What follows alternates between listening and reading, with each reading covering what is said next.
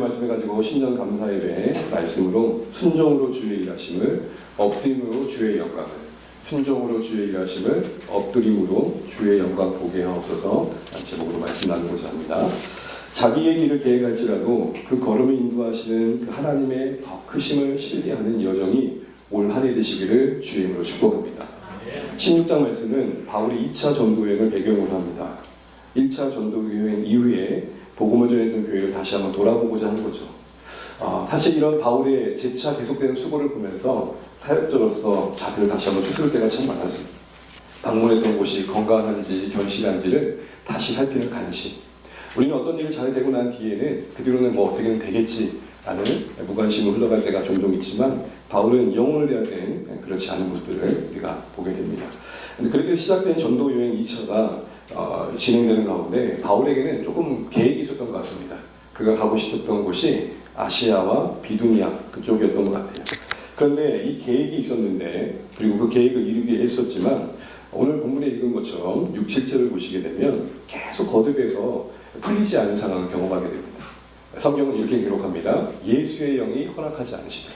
다른 것도 아니고 하나님께서 그의 가는 길을 막으시는 겁니다. 여러분 한번 생각해 보세요. 사도 바울은 지금 누구를 위해 살고 있어요? 하나님을 위해 살고 있는데 그 길을 누가 막고 있어요? 감히 입에 담기가 그러십니까? 네, 하나님이 막고 계시죠. 이런 상황을 우리는 어떻게 이해해야 될까요? 6, 7절 같이 한번 읽어보겠습니다. 시작. 성령이 아시아에서 말씀을 전하지 못하게 하시거늘 그들이 부르기아와 갈라디아 땅으로 다녀가 무시아 앞에 이르러 비두니아로 가고자 애쓰되 예수의 영이 허락하지 아니하는지라.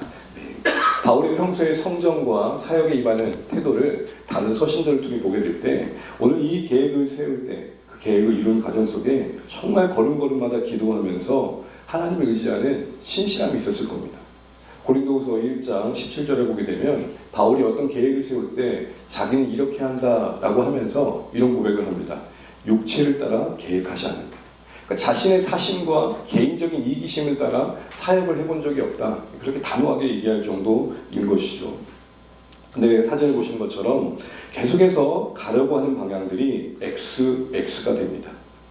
궁금해지는 거죠.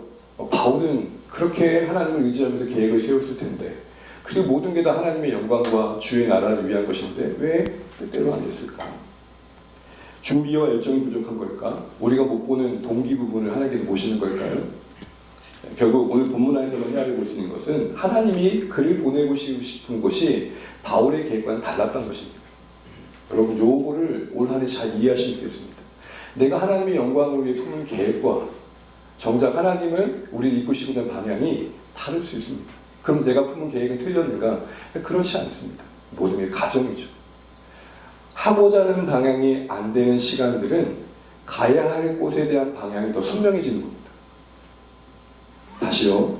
우리가 하고자 하는 바가 안 되는 것들은 마땅히 가야 할 곳을 가는 것에 가야 할 방향이 더 분명해지는 것이죠. 빈번히 막히는 상황들은 결국 하나님에 대한 하나님 뜻이 더 선명해지는 과정이었다는 것이죠. 그렇습니다. 우리는 목적과 명분이 아무리 정당하더라도 하나님의 우리를 향한 뜻보다 앞설 수 없음을 배워야 됩니다. 다시 말해 우리의 주된 관심은 계획의 성취가 아니라 우리 계획이 하나님 뜻에 일치하는가를 늘 물어야 됩니다. 우리는 계획을 세워놓고 하나님께서 흡족해 하시겠지라는 기대를 갖지만 그것 자체가 잘못된 게 아니라 하나님은 다른 방향으로 우리를 이끄실 여지, 여백, 여유, 자유를 하나님께 드리셔야 됩니다. 여러분 자녀 입장에서 부모가 자녀를 도와주고 가이드하는 게 뭐가 잘못입니까? 그런데 옴싹달싹 못하게 야 너 딱 이 길이야. 딴 거 생각하지 마. 저희 아버지가 저를 의사로 만들려고 했습니다. 그런 놈이 공학을 했고 그러다가 목사를 하니 손주 사랑의 남자신 이유가 있는 것이죠.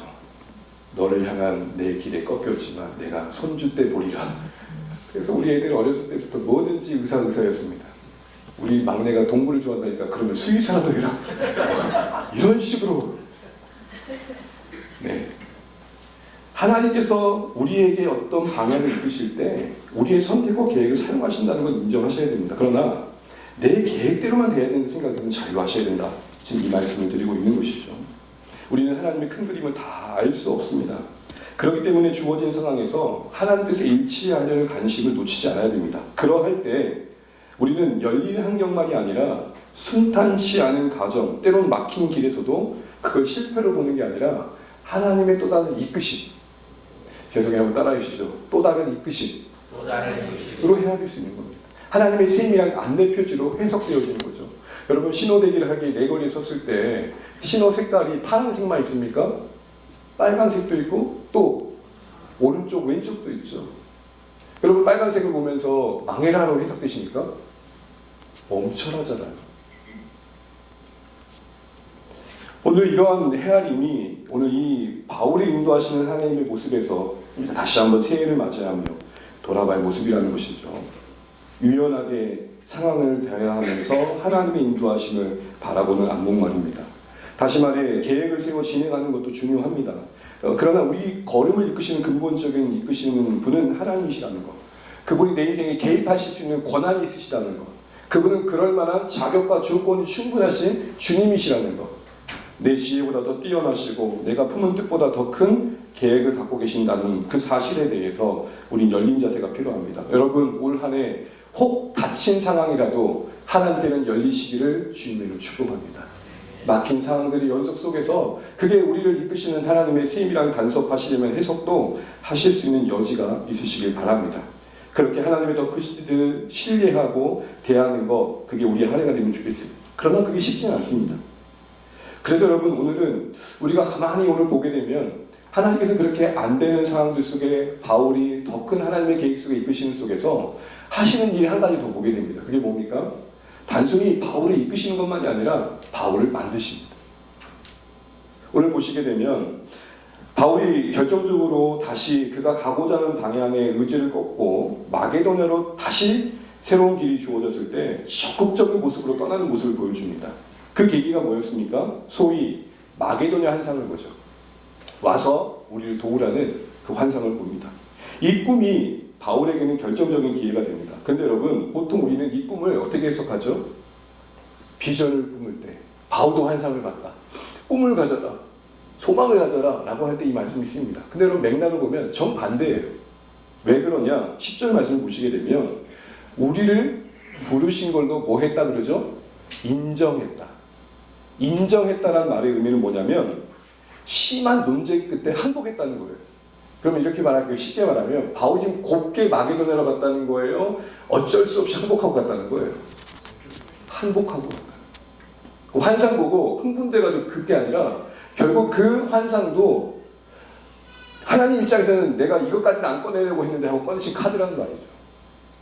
우리 그럴 때 있잖아요. 내가 이 얘기를 안 하려고 했는데, 그런 분위기 속에 나온 게 뭐냐? 마게도냐 환상이에요. 그러면 맥락상 보면 바울은 지금 뭐죠? 설득당한 거죠. 여기서 우리는 중요한 거 한 가지를 알게 됩니다. 하나님이 우리 인생을 이끄실 때 우리가 품어야 할 참된 비전은 내 계획이 아니라 하나님께 설득당하는 것입니다. 여러분, 저는 1996학번입니다.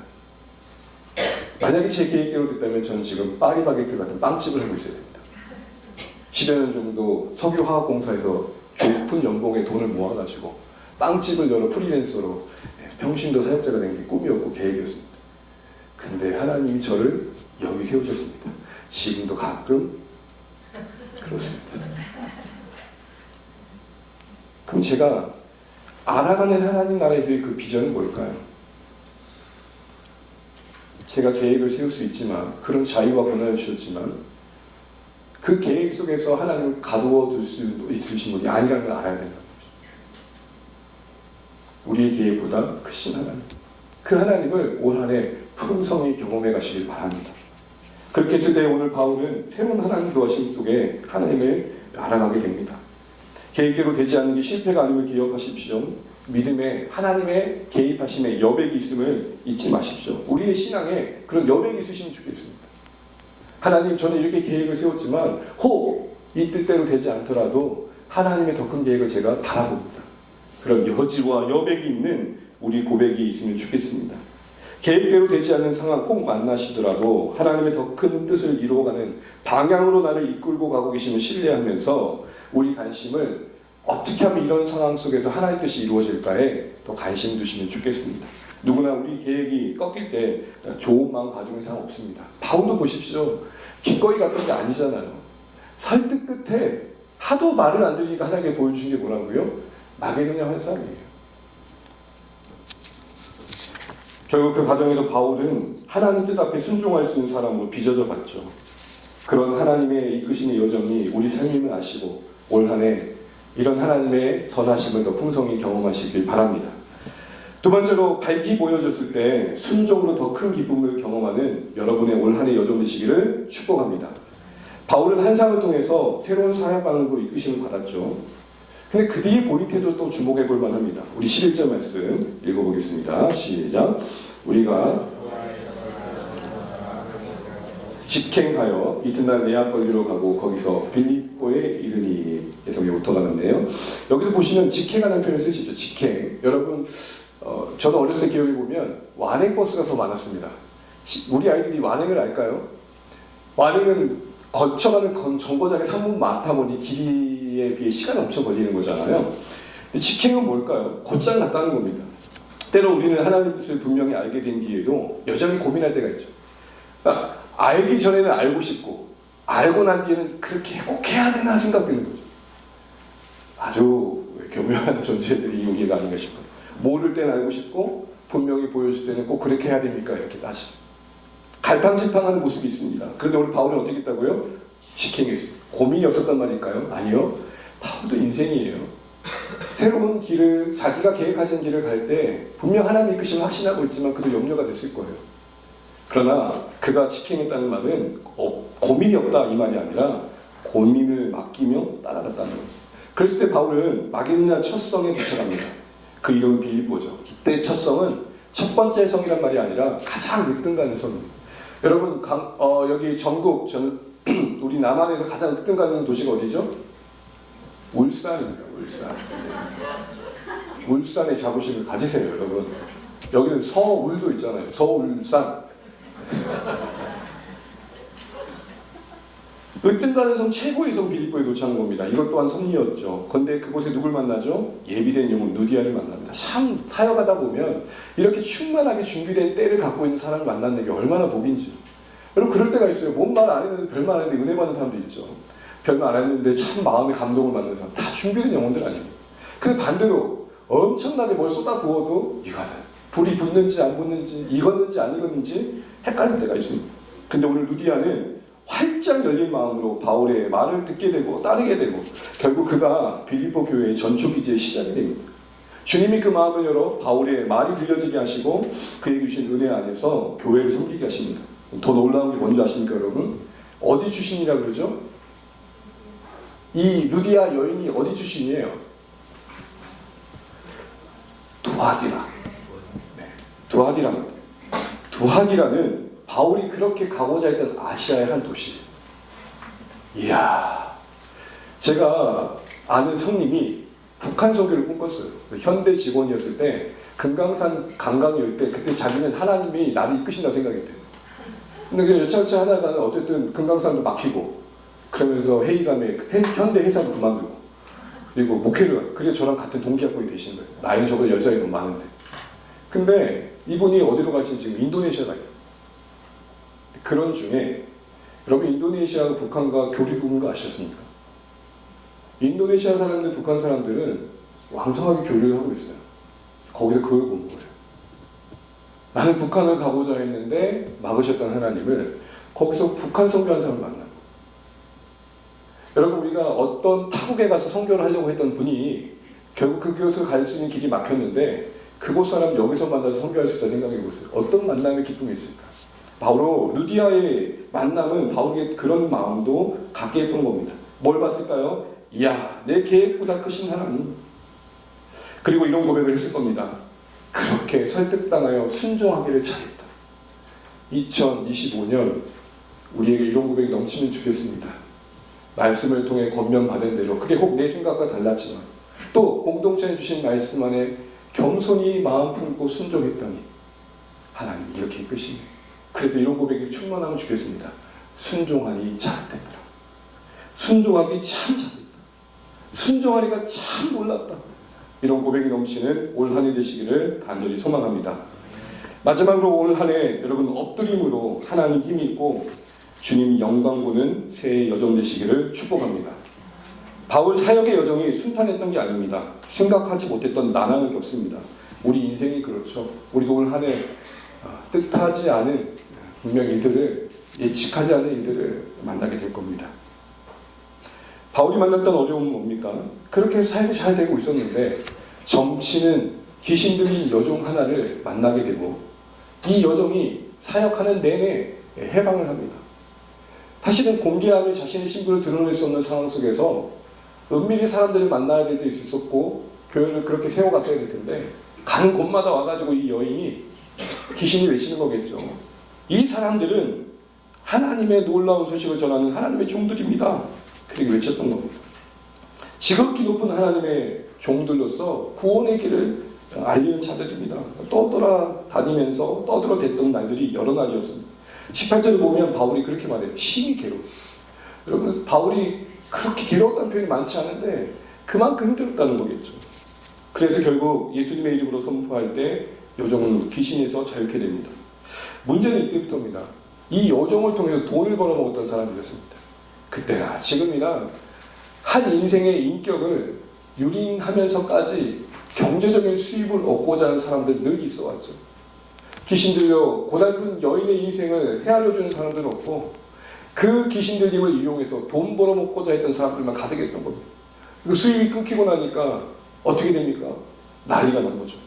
그래서 바울에게 저 사람은 우리 로마 사람들이 도대체 받아들일 수 없는 이상한 소리를 하고 돌아다닙니다 하고 고소를 하게 되고 바울은 어떤 어려움을 겪게 됩니까? 우리 22절 24절입니다. 같이 읽습니다. 시작.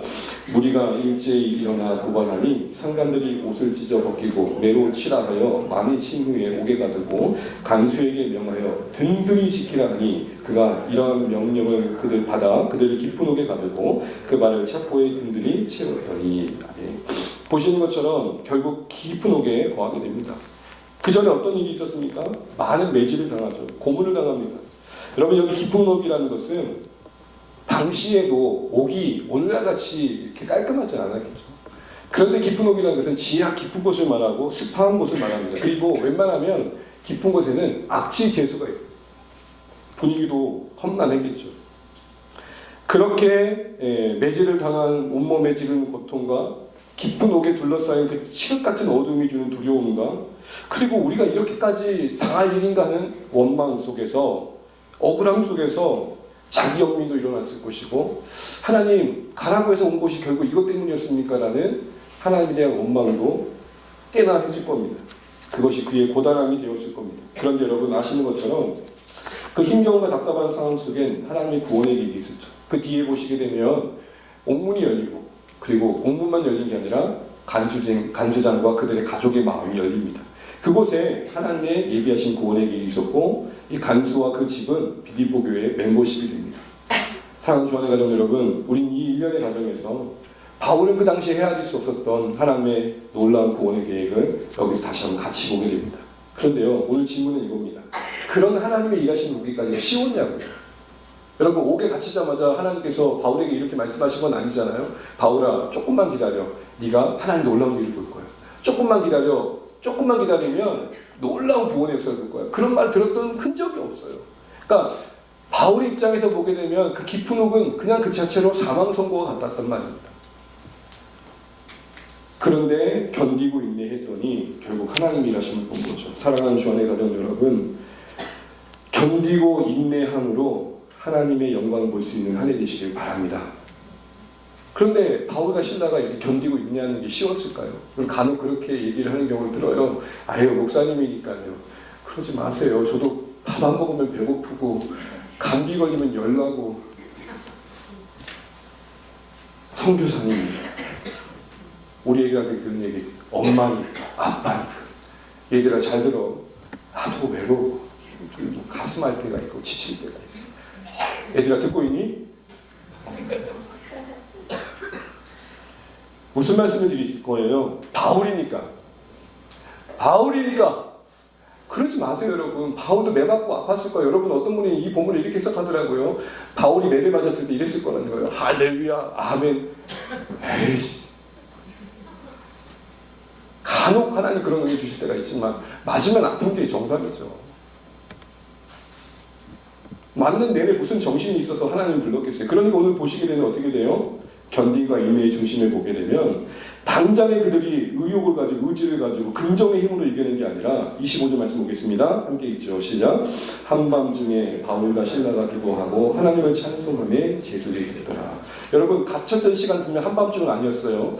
그런데 한참 한밤중이라는 것은 그때서야 뭘까요? 정신이 든 거예요. 내내 맞고 정신없이 있다가 그때서야 정신이 들었고 그리고 나서 흐느끼듯 기도했다는 거예요. 그렇게 볼 수 있는 이유가 뭐냐면 오늘 본문에는 기도와 찬송이 병행되어 나오지만 헬라어 원문을 보시게 되면 주 동사는 하나님을 찬양함이고 기도는 분사로 나와요. 그러니까 해석하면 이렇습니다. 기도하던 중에 찬송하게 되더라. 기도하던 중에 찬송하게 되더라. 그럼 여러분 처음부터 찬송했다는 겁니까? 아니면 뒤늦게 기도하는 중에 주시는 은혜에 있어서 찬송했다는 겁니까? 기도로 한밤을 보내는 중에 기도 가운데 하나님을 찬양할 수 있었던 은혜가 주어진 것이죠.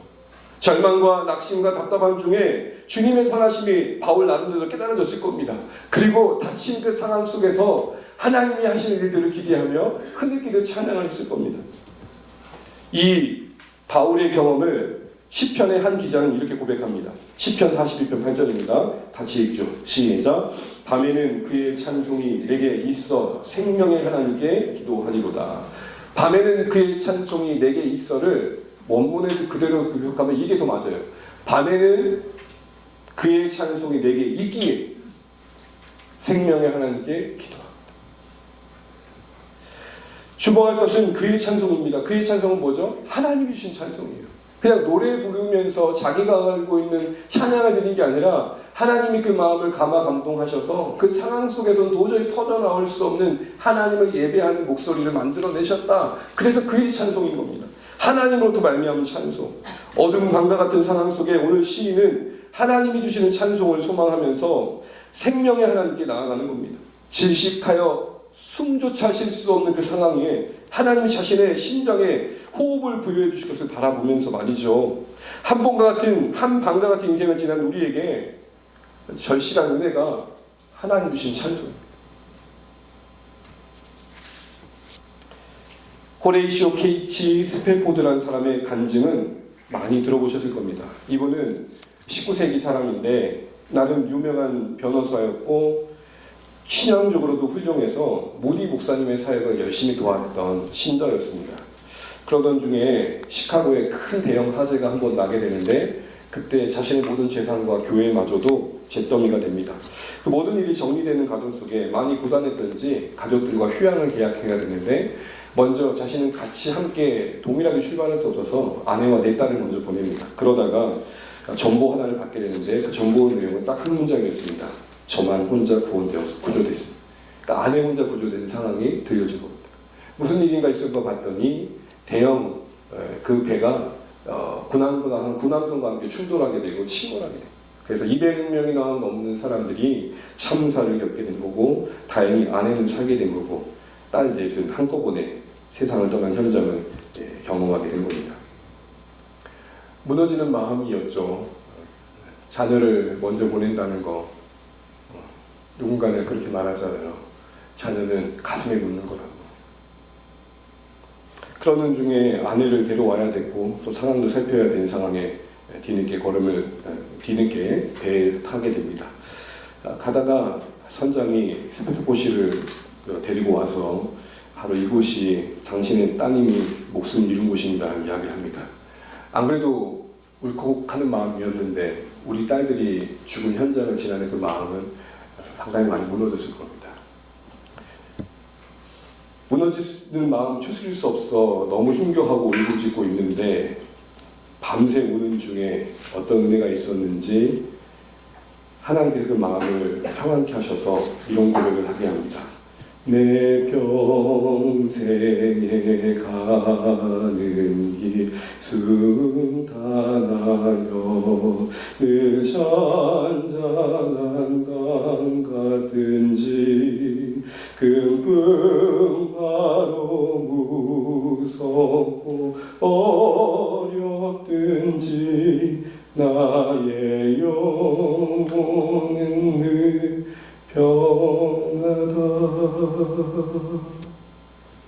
설명되지 않는 하나님이 주시는 평안이 그의 고백 속에 차마 그 힘으로 만들 수 없는 찬양이 만들어지게 했던 것입니다.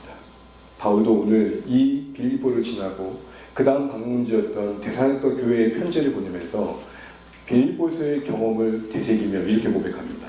데살로니가 2장 2절 말씀 읽고 말씀 마무리하겠습니다. 같이 읽습니다. 너희가 아는 바와 같이 우리가 먼저 빌립보에서 고난과 능력을 당하였으나 우리 하나님을 힘입어 많은 사람 중에 하나님의 복음을 너희에게 전하려노라. 바울에게도 빌립보를 되새길 때마다 고난과 능력이 떠오르. 능력이 뭐예요? 인격적인 모독을 당했다는 겁니다. 우리 가끔 그럴 때가 있잖아요. 예수 믿는 게 뭔 죄예요? 우리가 안 믿는 사람들에게 뭔 잘못을 했어요? 근데 가끔 복음 전하다 보면 멸시의 눈으로 쳐다볼 때가 있죠. 다 그런 건 아니지만 간혹 예수님 때문에 우리를 낮춰야 되고 겸손히 그 사람을 섬겨야 될 때 보면 가끔 속 안에는 썩어 문드러갈 듯한 마음을 겪을 때가 있잖아요. 바울에게는 그 빌립보가 고난이고 능력이었는데 어떻게 이겨냈다고요? 우리 하나님을 힘입어. 우리 하나님을 힘입어. 사랑하는 주 안에 가진 여러분, 허락하신 한 해 엎드림으로 주의 영광 볼 수 있기를 간절히 축복합니다. 신라와 기도, 바울과 신라가 처음부터 찬양이 터져나왔던 게 아니라 기도 중에 하나님의 주시는 힘이 있어 그 시간을 견디며 인내하며 찬양으로 보낼 수 있었던 것을 잊지 마십시오. 오늘 우리가 이 땅에 살아가는 동안 신자로서 가장 중요하게 부여된 삶의 사명과 영광이 있다면 우리가 누구를 힘있는 인생인지를 보여주는 것입니다. 내가 누구 때문에 살고 누구로 말미암아 살며 누구를 위해 사는 인생인지를 여러분의 존재 속에서 삶 속에서 나타내 보여주시는 것이 이 땅의 신자가 살아가는 삶의 중요한 사명입니다. 그것이 우리가 이 땅에 살아가는 동안 하나님의 영광을 드러내는 삶의 모습이기도 한 것이죠. 우리가 주님 앞에 보여야 할 가장 간절한 모습, 하나님의 엎드림으로 하나님이 이끄시는 놀라운 일들을 보면서 그 주시는 평안으로 견디고 인내하는 중에 결국 하나님이 드러내고자 하시는 것들을 볼 수 있는 우리의 삶의 여정이 되시면 좋겠습니다. 무릎 꿇음으로 유명한 유세비우스라는 역사학자에 의해서 그 별명이 부여된 야고보 사도의 별명이 있는데 그 별명은 낙타 무릎이십니다. 낙타 무릎이라고 한 이유는 하도 무릎을 꿇어서 무릎이 낙타처럼 튀어났다는 겁니다. 근데 여러분, 낙타가 언제 무릎 꿇는 줄 아십니까? 쉴 때와 짐을 실을 때. 기도가 우리의 인생의 짐을 넉넉히 실어오게 하실 것입니다. 기도가 우리를 안식케 하실 겁니다. 사랑하는 주 안에 그런 여러분, 올 한 해 하나님의 힘입음이 무엇인지를 아시는 한 해 되시기를 간절히 소망합니다. 은밀하게 찾아와 위로해 주시고 실질적인 도우심으로 내 삶을 붙들어 주시고 설명할 수 없는 방법으로 우리 삶을 이끄시는 하나님의 인도하심의 여정이 올 한 해 되시기를 간절히 축복합니다.